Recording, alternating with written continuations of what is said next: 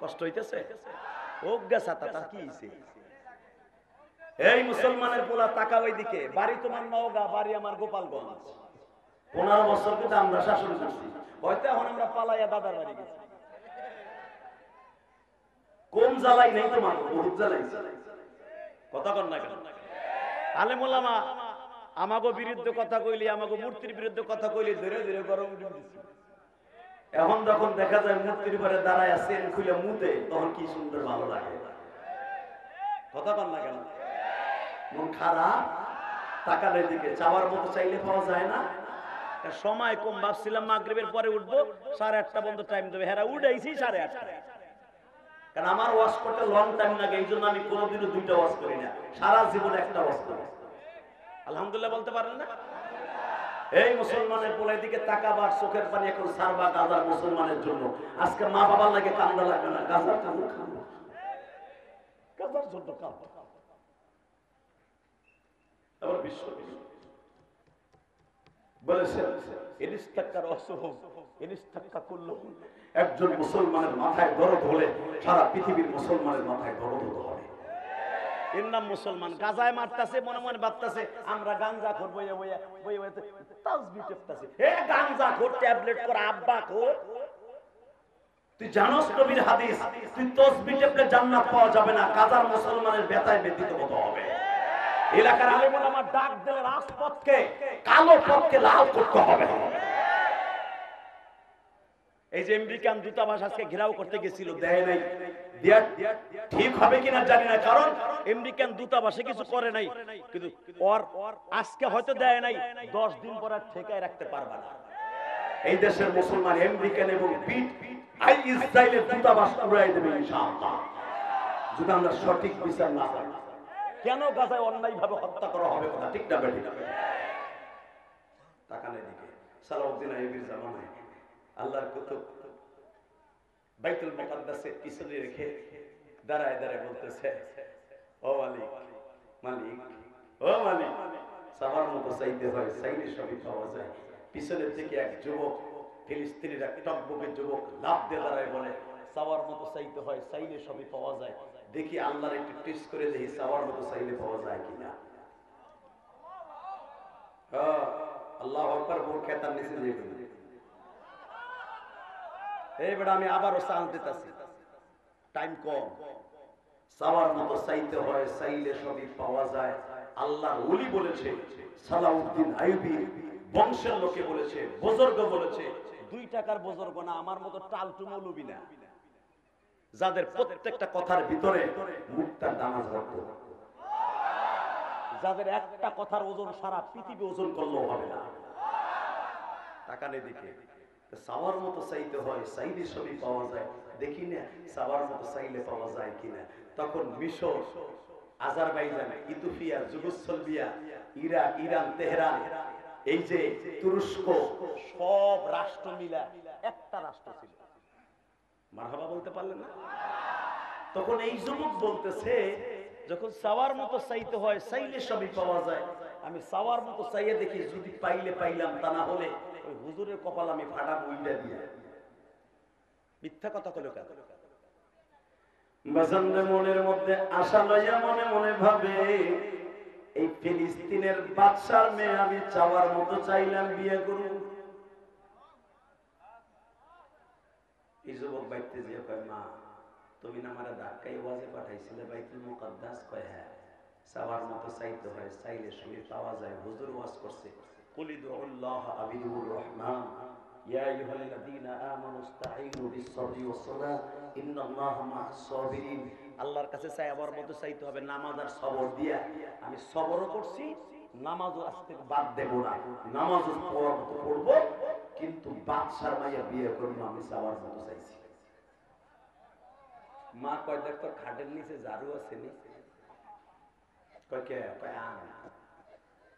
ফিলিস্তিনের মহিলা ইমান পাক্কা বলতেছে এই যে ঝাড়ু কয় দিকে সাইডে বাড়ি দে মতো ফিরে এই মকার ভঙ্গা তুই ইনকাম করস না 1 টাকা তুই চাওয়ার মতো চাইলি বাদশার মাইয়া তুই পাবি জীবনে চাওয়ার মতো চাইতে তার লিমিটেশন আছে তার ভিতরে লিমিট আছে লিমিট ক্রস করা যাবে না বলে মা মার কথা যেরকম সত্য, অলিদের কথা ওরকম সত্য না।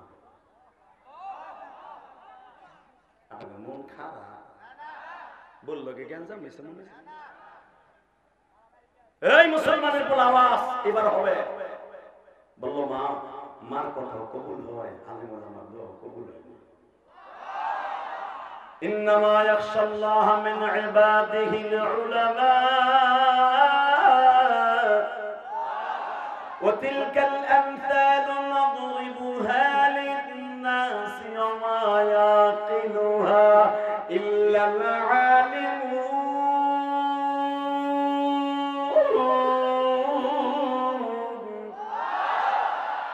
আলেম এক বছর আলিমুন উলামা জবাব শিখা। আমার বিশ্বাস আলেমদের কথা মিথ্যা নয়, আলেমদের চোখের পানি মিথ্যা নয়। মুফতি নূর হোসেন নুরানির সাথে একসাথে দুপুরে ভাত খাইছি। এই মুসলমানের বুড়া যে মাদ্রাসায় মুফতি নূর হোসেন নুরানি ওয়াজ করতেছে, আমি যাই ওখানে, আমার পালা শুরু, এর পালা শেষ। মুফতি নূর হোসেন নুরানি বলে, জেহাদি ভাই, মামুনুল হককে আমি দেখেছি জেলখানায় 800 বার কোরআন শরীফ খতম দিয়েছে। প্রতিদিন 80 থেকে 90 রাকাত নফল নামাজ, প্রতিদিন একটা দুটা করে কোরআন শরীফ খতম দিত। পায়খানার ঘুম ছাড়া মামুনরা আমি দেখতাম না ঘুমাইতে। কেন আমি দেখি নাই? মামুন কোরআন শরীফ এত পরিমাণ ইয়া, পায়খানার ঘুম ছাড়া, পায়খানা যাইও মনে মনে পড়ছে কিনা তা আমি জানি না, কিন্তু 24 ঘন্টার মধ্যে ঘুমাইতে 1.5 ঘন্টা, আর বাকি সময়টা আমার বাবুদের কোরআন তেলাওয়াত করত। আর জেলখানার মধ্যে চোখের পানিগুলো ওয়ালে এইভাবে মুছতো আর বলতো, আমাদের এই জেলে কত আলেম ওলামা আসবে, আলেম ওলামার চোখের পানি যেই জেলের ওয়ালে লাগবে, এই জেলখানায় কোন আলেম থাকতে পারবে না, আলেম থাকতে পারবে না, আলেম থাকতে পারবে না। ঠিকই থাকতে পারে না, কথা বলেন না কেন? আলেমরা ঠিকই আজকে বাদশাহ, আর তাদেরকে যারা অন্ধকার কুটিরে ঢুকাই দিছিল, আজকে তারা ফাঁসায় লাত্তি, পেড়ে লাত্তি, বাড়িতে লাত্তি, ইটা খোলে, কাফুর খোলে। কথা বল না কেন? শামীম ওসমানের ভাই নাসিম ওসমানের বোর্ড দেখছো অবস্থা, পিড়াইয়া রাস্তায় নামাইছে। যারা এক সময় নারায়ণগঞ্জকে শাসন করত বাচ্চা গোবিন্দর মতো, হ্যাগো নামে মানুষ কোরবানি দিত শামীম ওসমানের নামে, কারণ উনি 80 রাকাত নফল নামাজ রলিত, ওযু করতে পারে না বলে 80 রাকাত নামাজ পড়তো। বাট পারতো টাকা, কথা বল না কেন? 30টা সেকেন্ডে বলবেন আলেম ওলামার রক্ত যেখানে ঝরবে, পানি যেখানে ঝরবে, চোখের পানি, ওই জমিনে আল্লাহর গজব আইজা শেখার কায়দা আসবে। মুফতি আমিনে আমারে আজকে দুপুরে 2:30টার সময় কয়, এ জেহাদি ভাই আপনি তো জান নাই, কিন্তু জেহাদি ভাই চোখের পানিগুলো জেলখানার ভিতরে আমির হামজার চোখের পানি, এই রফিকুল ইসলাম মাদানি যে আসতেছে একটু পরে, ওর চোখের পানি, ছোট্ট একটা মানুষ, ওরে কি এত মাইট দেউন লাগে? মারতে মারতে ফুটবল বানায় হলো, আসতেছে দেখেন ওই সাইডের মানুষ ওরে মারে কোন জায়গা, ঘুষি দেয় কোন জায়গা, আমারে কোক সমস্যা কয় মামুন পুরা 6 ফুট উঁচা, ওরে পিটানো যায়, ওরে পিটায় কোন জায়গা? ও মাইর মুর খেয়ে যখন আমার পাশে আইতো তখন কইতাম কি ও তোরে মারে কোন জায়গা? মুফতি আমিন আমার আজকে নূর হোসেন নুরানি বলে, তো আলেম ওলামার মাইট যেখানে আসবে ওখানে আল্লাহর দ্বীন একদিন না একদিন প্রতিষ্ঠিত হবে। কথা বলেন না কেন? এই বেড়ে বহেন তাবিজ গলাই দিয়ে বহেনে পড়া, যেগুলো ওয়াজ দেগুলো ওয়াজ শুনে না, খালি কয় কি ওয়াজ কইলো বাট পারগুলি, এই তাবিজ গলাই দিছে, বয় বেটা মারহাবা বলে, এই যে টেনিস পিটার বানলে না বহে না,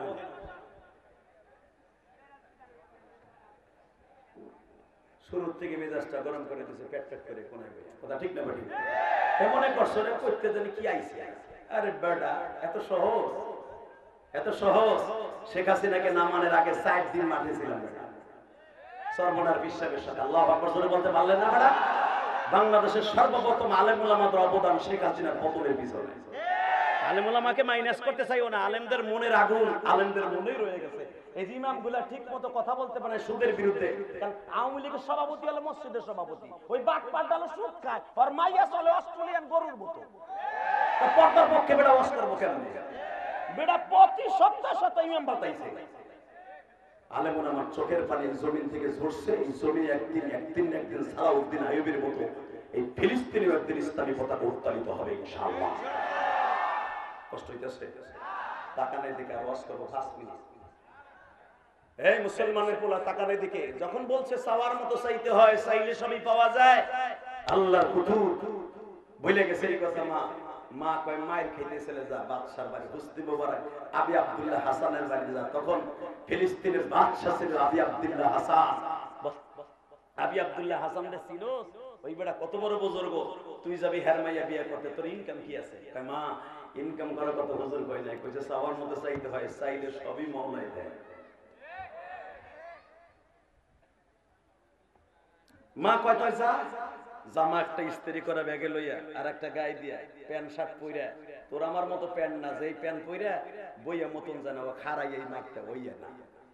আগে আমাকে বাচ্চা ছাড়া যা পড়তো দেড়া থাকতো ল্যাম্বা হুজুর মতো কথা বল না। এই হুজুর হুইয়া কাইতইয়া চিতইয়া যেমনে খুশি হেমনে মুদবার ওপারে আকবার ওপারে। আর তুই এমন প্যান্ট পরস, ওয়া খোলার সাথে সাথে প্যারাক করে বাইরে যাবে তো চেয়ারম্যান সহ বেড়া মহা। ওই প্যান্ট পরে গেছে বাদশা আবি আব্দুল্লাহ হাসানের বাড়ির গেটের সামনে দাঁড়ায় বলে, এই বাড়ির দারোয়ানকে এবার আওয়াজ দিস, তোর জীবনে কোনোদিন নওগাঁই ওয়াজে আওয়াজ দাস নাই, যদি সত্যিকারে ফিলিস্তিনের মুসলমানের মধ্যে ঈমান তাজা থাকে। এই আব্দুল্লাহ 22 বছরে আব্দুল্লাহ আবি আব্দুল্লাহ হাসানের গেটের সামনে যায় বলে, ঈমান কারে কয় বেটা দেখ গাজার মুসলমানের ঈমান। দাঁড়ায় আবি আব্দুল্লাহ হাসানের বাড়িতে যে কইটা কি বাদশার বাড়ি? দারোয়ান কয় হ্যাঁ। উনি কোথায় আছে? সংসদে গেছে। আমি চাওয়ার মতো চাইছিলাম, ওনার একটা মাইয়া আছে নাম তার সবুরা, চাওয়ার মতো চাইছি ওরে বিয়ে করবি। যারা মারহাবা কইছেন জিনিসটা ভালো হবে না যদি অবিবাহিত হয়ে থাকে। আর যেগুলা জোরে কইছেন বিয়ে করে যদি কইরা থাকেন, বউ যদি অন্য বেটার লাগে পর কি কইরাও থাকে, বেটি ভালো হয়ে যাবে। একজন ওলির কথা শোনার কারণে বলেন তো মারহাবা, বলতে আল্লাহু আকবার, আল্লাহু আকবার আরো জোরে বলতে হবে। রেডি রেডি দেখা যাবে। দারোয়ান কাদুল্লাহ ভাই আপনি বাচ্চা মেয়ে বিয়ে করবেন, তাহেন ভিতরে ওই আধা ঘন্টা খালি ঘুষাইছে, ঘুষাইয়া নাক চোপড়া ফাটাইয়া বাইন্দা থুয়ে দিছে। আবি আব্দুল্লাহ হাসান আসছে বিকেল বেলা, বহুত আসছে, এখন কান্না, কোন আওয়াজ করা যাবে না।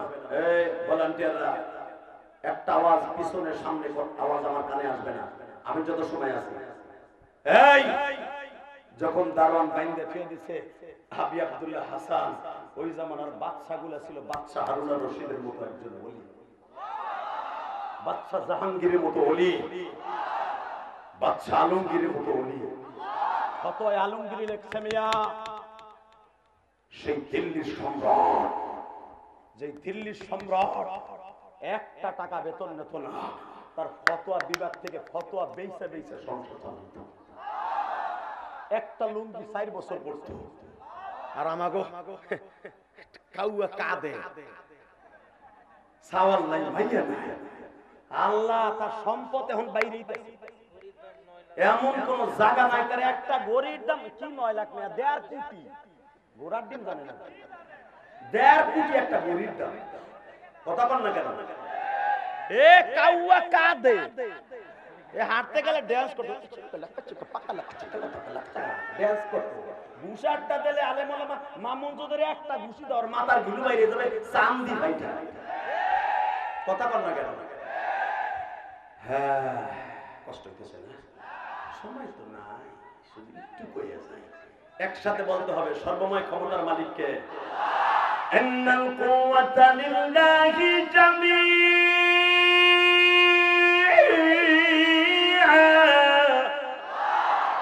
তাবারাকাল্লাযী বিয়াদিহিল মুলক ওয়া হুয়া আলা কুল্লি শাইইন কাদির।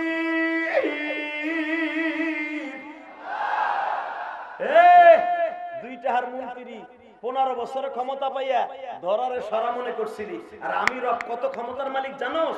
আন্নাল কুওয়াতা লিল্লাহি জামিআ তাবারাকাল্লাযী বিয়াদিহিল মুলক।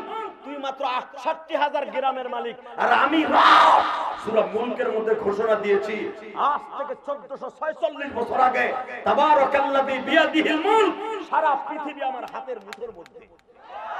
আল্লাযী খালাকাল মাউত ওয়াল হায়া লিয়াবলুয়াকুম আইয়ুকুম আহসানু আমালা।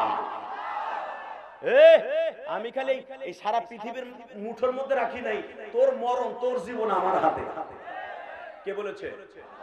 আরো জোরে, আরো জোরে, আরো জোরে। Ready ready. আধা ঘন্টা ঘুমাইয়া মায়ের মুড় খাইয়ে বেহুশি হয়ে দিছি। একটু পরে জিজ্ঞেস করছে আবি আব্দুল্লাহ হাসান সংসদ শেষ করে আসছে, ওটা কেডা, মগাটা কেডা? স্যার আমি আমাকে হবু দুলা ভাই। তোর নাক মুখ ফাটাইছিস কে?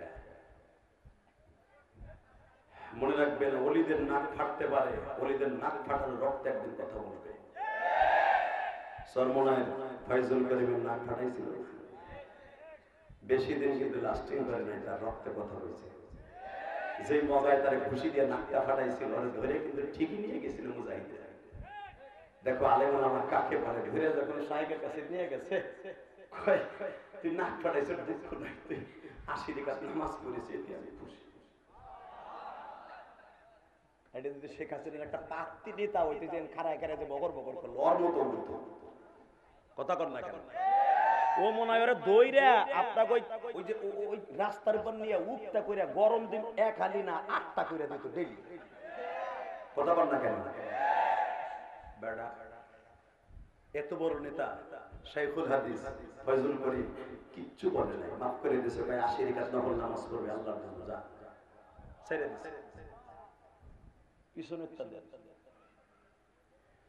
বাসান এবার আমার দিকে তাকান। আবি আব্দুল্লাহ হাসান কত বড় বুজুর্গ বাবা, সালাউদ্দিন আইয়ুবীর বংশের মানুষ।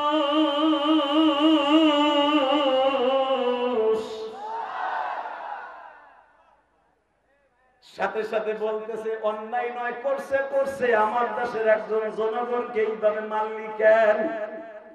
সারো আমাকে একটা আফা ওইটারে বলে সাওয়ার মতো চাইছে, বিয়া করতে চাইছে। তো কার মিজাজ করুন না, ওর কি ইনকাম আছে তাই কর। বাবা তোর নাম কি? আব্দুল্লাহ। আমার নাম আবি আব্দুল্লাহ হাসান। বাবা তুই জানিস না আমার একটা মাত্র মাই, আমার কলিজার টুকরা মেয়ে সাবুরে, আমি ওইরকম একটা ছেলের কাছে বিয়ে দেব, তুই কেন মারছিস? বাবা তুই কার ছেলে?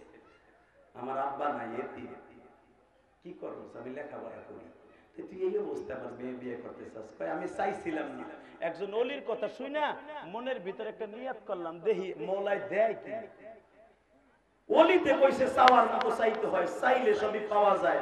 আর সে বলছে ইয়া আইয়ুহাল্লাযীনা আমানুস্তাঈনু বিস-সাবরি ওয়াস-সালাহ, এটা তার কথা না, কোরআন শরীফের কথা। কুলিদুল্লাহ আবিদুর রহমান, তারে ডাক দিছি, দেখি আমার এসে দেয় কি। আবি আব্দুল্লাহ হাসান কয় হুজুরে কইছে, কয় হ বাবা এটা পাগলা, তুই যেরকম ওইরকম যাইতে যাই। বাবা তুই মাইন্ড করিস না, কিছু টাকা পয়সা নিয়ে ভাড়াটা না থাকলে জায়গা দেশে। আমি আলেমের কথা মতো আসছি, এত তাড়াতাড়ি আমি যাব না। দেখবেন যে যত বড় নেতা সে খায় ভোর রাতে তত গুতা। কিছু কিছু নেতা আছে, বিএনপির আছে, আওয়ামী লীগের আছে, জামাতের আছে, হুজুর গোবিতারও আছে। হে মাঠে ময়দানে ছাতা ফাটায় ফেলায়, বোর খেতার নিচে গেলে গলে কেন আমি তোর বিস্কিরে অনেক ডরান ডরাই। কত বড় না কেন? অধিকাংশ মসজিদের সভাপতি সেক্রেটারি বসাতে পারে না, পারে ইমামের সাথে, কারণ ইমাম তো পরের পোলা, মরবি না তারপরে বুঝবি ইমামের ঠেলা ঢাকালে। কথা বল না কেন? টাকা নেই দিদি। আবি আব্দুল্লাহ হাসান বলে যে কয় হুন ঘটনাটা ঘটে গেছে, এদিকে আয়। কি এই পোলাটা কি কয় দেখতো, এবার কান বিজব, সময় কয়। আবি আব্দুল্লাহ হাসানের দিক অত্যন্ত চালাক চতুর ছিল, দীপ্তকন্যা হিসাবে। তোর নাম কি? আমার নাম আব্দুল্লাহ। কি চাইছো? সাবার মতো চাইছে, তার মাইয়েরারে হুজুর কইছে। তাই না? সাবার মতো চাইলে সব পাওয়া যায়। মনে রাখবেন পুরুষের মাথায় মাঝে মাঝে বুদ্ধি থাকে না, মহিলাদের মাথায় হঠাৎ বুদ্ধি আল্লাহ উঠে দেয়। ঠিক না বেঠিক? যেরকম জুলাইখার মাথায় উঠাই দিয়েছিল, যার কারণে ইউসুফ আলাইহিস সালাম 13 বছর বিনা অপরাধে ধর্ষণের মামলা নিয়ে জেল কাটছে। আলেম ওলামা ধর্ষণ করতে পারে না, কথা ঠিক না বেঠিক? আল্লামা সাইদি সাহেবকে 1500 মহিলার লগে ধর্ষণের মামলা দিয়া লাশ পর্যন্ত শহীদ করে দিয়েছো। শহীদ সে ঠিকই হয়েছে, সে জান্নাতে গেছে। তারা যারা মিথ্যা মামলা দিয়েছো, ইউসুফ নবীর সামনে কিয়ামতের মাঠে দাঁড়াইতে হবে। শুধু তোমার অপেক্ষা কর। এটা আমার বাপের কথা না, কোরআন শরীফের কথা। বাসান এবার আমার দিকে তাকা। বাদশা বি আব্দুল্লাহ হাসানের বিবি বলে, তোরে শেষ করার মেডিসিন আমার কাছে আছে। দাজলা নদীর পারে যায় বলতেছে, আব্দুল্লাহ রে বলেন হবু শাশুড়ি। শাশুড়ি সুটার মধ্যে গায় কি সবার মধ্যে চাইলে সব পাওয়া যায়। কয় হ্যাঁ যুবক বহুত হাসছো, এখন কান্দি। তুই যুবকের ওয়াজি করছি, কারণ তোর মতো যুবকই পারবে ফিলিস্তিনের পক্ষে আন্দোলন করে রাজপথকে রঙিন করতে। তোর মতো যুবকই পারছে, তোর মতো ছাত্রই পেরেছে সরকারকে পতন ঘটাইতে। তোর মতো যুবকই পারবে এলাকার সমাজটাকে সুন্দর করতে। তোর মতো যুবকই পারবে বাংলাদেশের সব সুদখোর ঘুষখোরকে ইয়াবাখোরকে ট্যাবলেট খুলাকে কুত্তার মতো পিড়াইয়া বাংলার জমিনে আল্লাহর ওলি বানাই দিতে। নিয়াকবার গাঞ্জাখোরগুলোর বাইরে মুক্ত করে লাড্ডা করে বাইরে। এই বেটা একটা পুলিশে কি পারবে বেটা? এই একটা থানার ওসি কি পারবে? এই একটা থানায় মাত্র 1 থেকে 150 পুলিশ থাকে, একজন ওসি থাকে, কয়টা এসআই থাকে বেটা? 20-25টা এসআই থাকে। এই এতগুলা পুলিশে কি করবে যদি তোমরা সমাজটাকে সুন্দর না করো? ইনশাআল্লাহ বলেন। খালি পুলিশের দোষ দাও, প্রশাসনের দোষ দাও। প্রশাসন কি ছাতা করবে বেটা? তুমি তার সন্তানের বাবা। তোমার ছেলে নেশা করে, তুমি জানো তোমার ছেলে কোথায় নেশা করে। তুমি হলা তোমার ফ্যামিলির ওসি, তুমি হলা তোমার ফ্যামিলির, তুমি মা হইলা হোম মিনিস্টার, অর্থাৎ ওই ফ্যামিলির মন্ত্রী। তোমার পোলা কাম করে এক জায়গায়, তুমি দোষ দাও পুলিশকে, ওসি সাহেবের। না, তুমি পারবা যুবক এই সমাজটাকে সুন্দর করতে পারবি না ভাই? যে সবুজ আমাদের আজকে ওয়াজ দিয়েছে গাজীপুরে, আমার বিশ্বাস এই নওগাঁয় যুবকরাই পারবে এলাকার মানুষগুলোকে দাওয়াত দিয়ে নামাজি বানাতে। বাসান দেওয়ান আমার দিকে তাকান। বাদশার বিবি হাতের আংটিটা হীরার আংটি, 12 আনা ওজনের হাতের আংটি টান দিয়া হাতের থেকে খুলে দিয়া দারোয়ানের হাতে দিয়া বলে, সালাউদ্দিন আইয়ুবীর বংশের পুত্রবধূ বলছে আংটিটাকে দাজলা নদীর পরে নিক্ষেপ কর। বললাম চাওয়ার মতো চাইলে সব পাওয়া যায়। হ্যাঁ আমার আংটি তুলে দেয়। আমিও চাওয়ার মতো চাইলাম, যদি আইনা দিতে পারোস, তুলে দিতে পারোস, মাইয়ে নিয়ে যাবি। আমার সময় শেষ, জায়গা আবার কোনদিন আমি বুঝছি আপনার জোন নাই।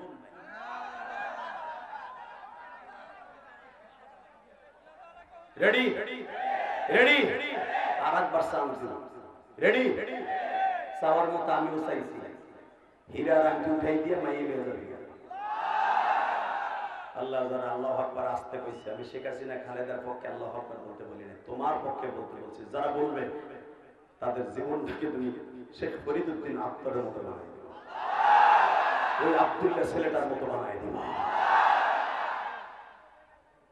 ম্যাডাম আপনি চাওয়ার মতো চাইছেন আংটি? দেখো হ্যাঁ, ও আল্লাহ তোমার ওলি ওয়াজ করছে, চাওয়ার মতো চাইতে হয়, চাইলে সবই পাওয়া।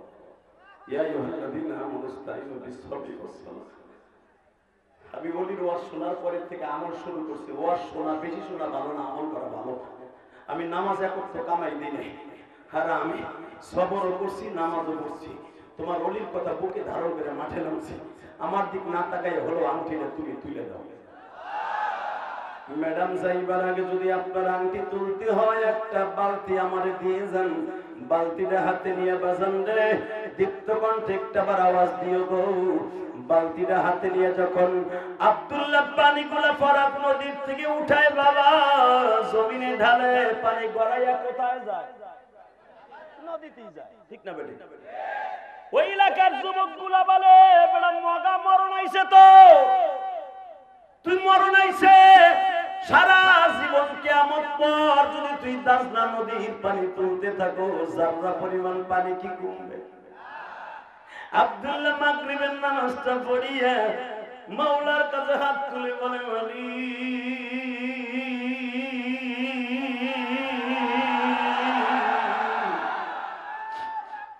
আশা করে নিয়ে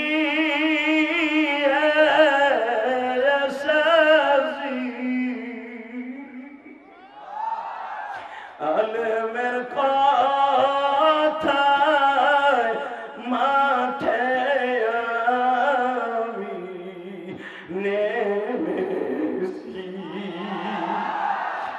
আল্লাহ তুমি তাকায়া দেখো মানি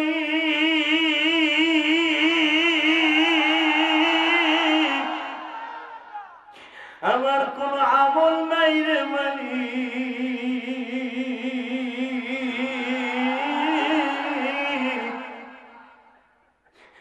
আমি আলেমের কথা লইয়া মাঠে নামছি তুমি আমাকে কবুল করবে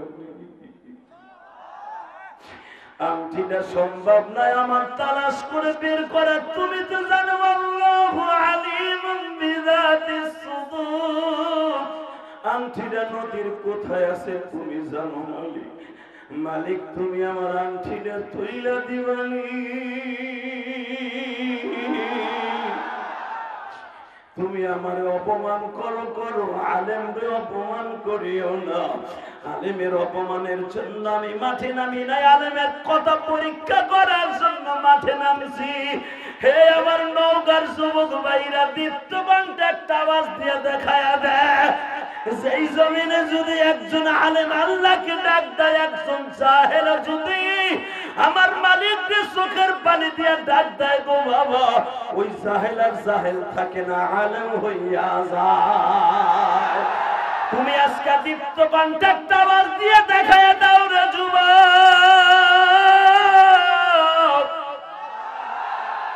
আজকে 7 এপ্রিল তুমি আমার আল্লাহকে দেখায়া দাও 7 এপ্রিল এই নওগাঁর জমিনে এটা আমার প্রথম মাহফিলে বসে আওয়াজ দিয়ে দেখায়া দিল গাজার মুসলমান ওই যুবকগুলো যদি মাঠে নামে সালাউদ্দিন আইবের মতো একদিন বিজয় নিশান উঠবে এই প্রস্তাবে কাকে রাজি আছে আল্লাহকে তো হাত তুলে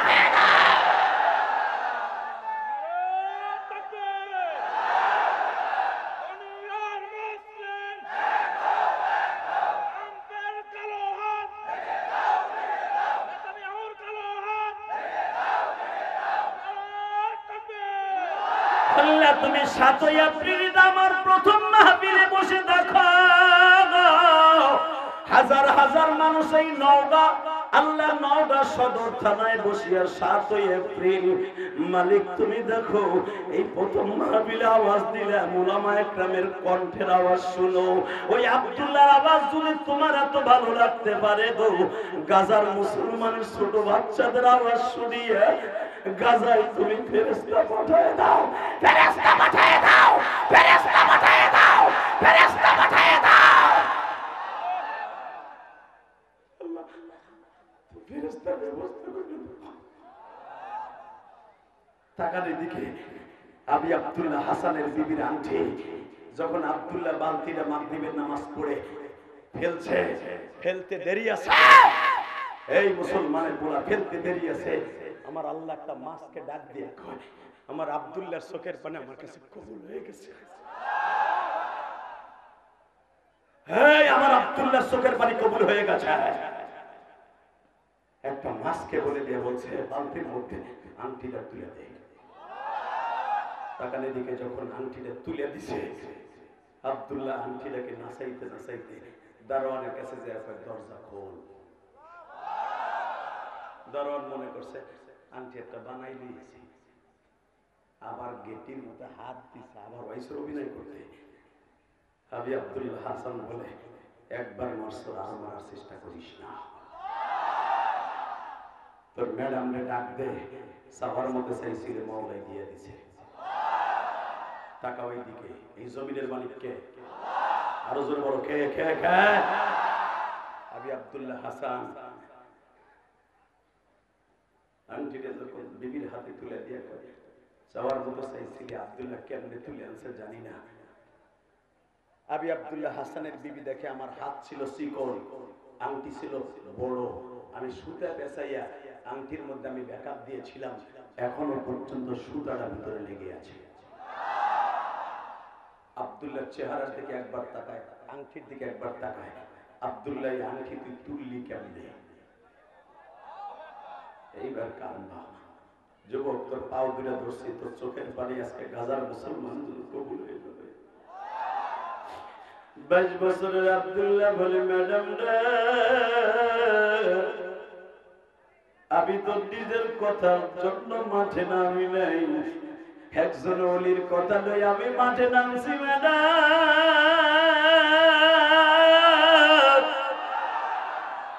চাওয়ার মতো চাইলে মাওলায় ঠিক মতো দেয় গো ম্যাডাম।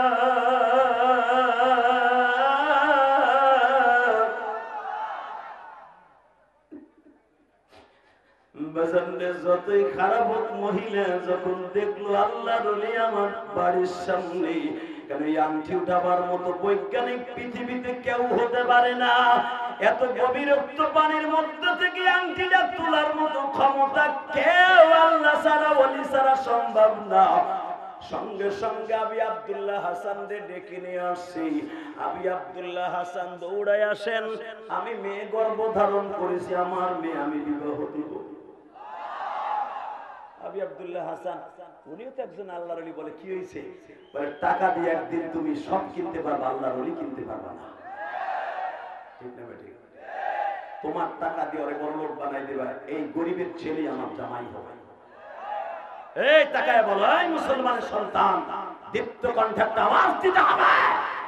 আবি আব্দুল্লাহ হাসান যখন আব্দুল্লাহর সাথে বিবাহ দিবে, আল্লাহর কুতুব তার কিতাবে লেখে, ইমাম থানভী যখন বিবাহের অনুষ্ঠানে বসছে, বিয়ার গিরিতে গায়ে হলুদ অনুষ্ঠান চলছে, ইন্দিবির টাইমে আব্দুল্লাহকে হলুদ দিচ্ছে। আব্দুল্লাহ মনে মনে এখন কয়, আহারে আহারে, চাওয়ার মতো আমি কেন একটা বাদশার মেয়ে চাইলাম, আমি কেন আমার মওলারে চাইলাম না, আমি কেন আমার আল্লাহরে চাইলাম না, একটা সাধারণ বাদশার মাইয়া চাইয়া কেন নিজের অপরাধী বানাইলাম।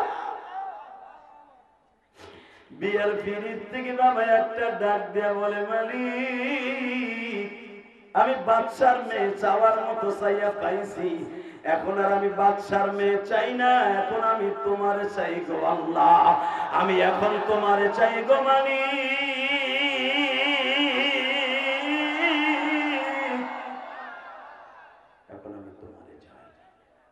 আমার কলিজার টুকরা নওগাঁর ভাইরা, শুধু আমার সাথে একটা আওয়াজ দিবানি, ওই জামানার আব্দুল্লাহ যদি চাওয়ার মতো চাইয়া আল্লাহরে পাইতে পারে, শুধু একটা আওয়াজ দিয়ে বলে দাও, আমরা আমার আল্লাহর কাছ থেকে আল্লাহকে চাইয়া পাবো নামাজের দ্বারা।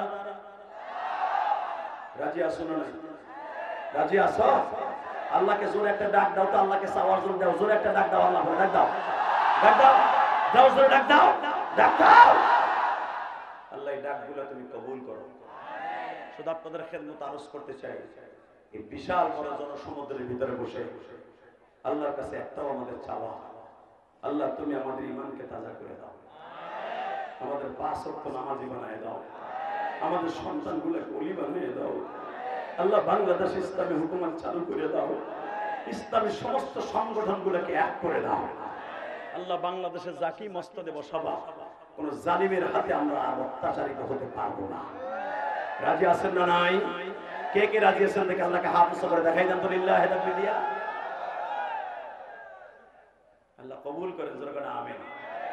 আমি আপনাদের সামনে বিদায়ের আগে একটা শুধু কথা বলে দিয়ে যাব, জমিনের মালিক যদি আল্লাহ হয়, জমিনের মালিক যদি আল্লাহ হয়, ওই আল্লাহর কসম করে বললাম, টুডু টুমরু এই শাহজালাল আমানের জমিনে একদিন না একদিন ইসলামী পতাকা উত্তোলন হবে।